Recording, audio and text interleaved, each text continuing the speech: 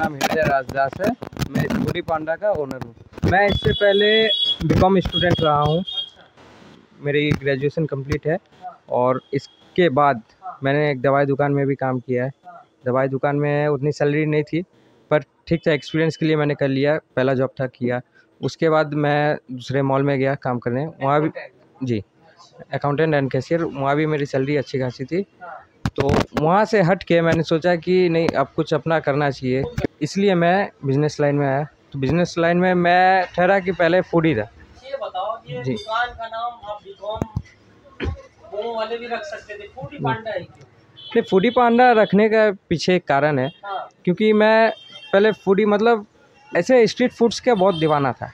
ठीक है, तो स्ट्रीट फूड्स का मैं इतना दीवाना था कि मैं खुद को एज ए फूडी मैं इंट्रोड्यूस कर सकता था। ठीक है, और पांडा में जो मेरी प्यारी जन है उनको मैं बुलाता था। ठीक है, तो बुलाता था, क्या बुलाता हूँ, वो मतलब मेरे फेवरेट पर्सन है, इसलिए उनके नाम पे पांडा रखा। दुकान का ओपनिंग हुआ था 1 जून 2023 को। तब से मैं यहाँ पे मोमो और रोल, चिकन, ये सब की सेलिंग करता हूँ।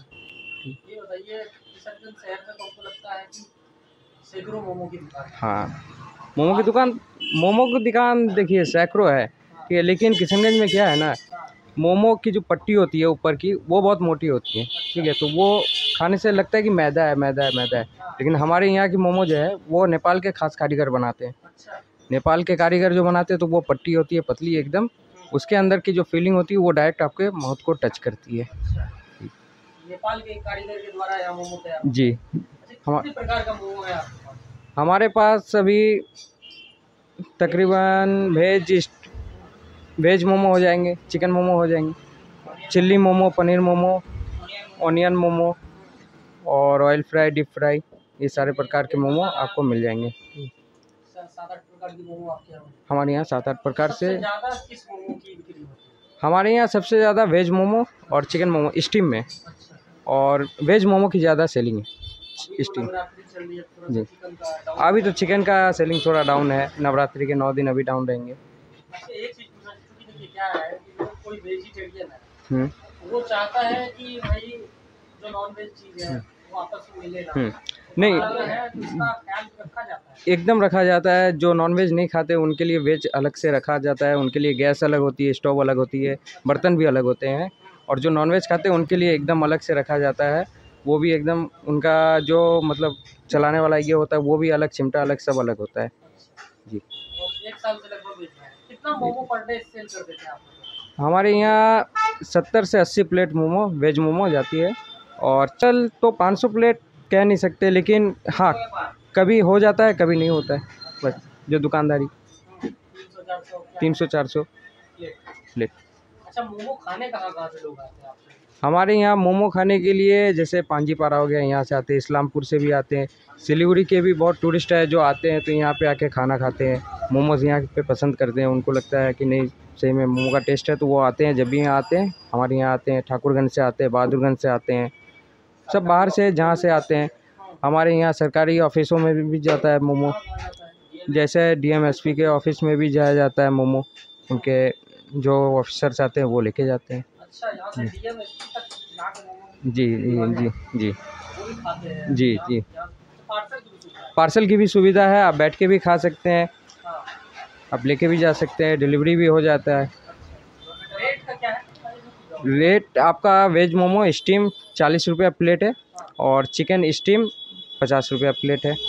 वेज में 8 पीस रहेगा, चिकन में 6 पीस रहेगा। और इसके बाद और भी कुछ मोमो के वैरायटी हैं, जो आप खाना चाहें तो उसके रेट कुछ अलग अलग हैं। जी, देते हो आप लोग? चटनी तो हम लोग प्योर टमाटर और सूखा मिर्च, उसमें टमाटर, सूखा मिर्च, अदरक, लहसुन, सब तरह के वो करते हैं। जी धनिया पत्ता ये सब डालते हो?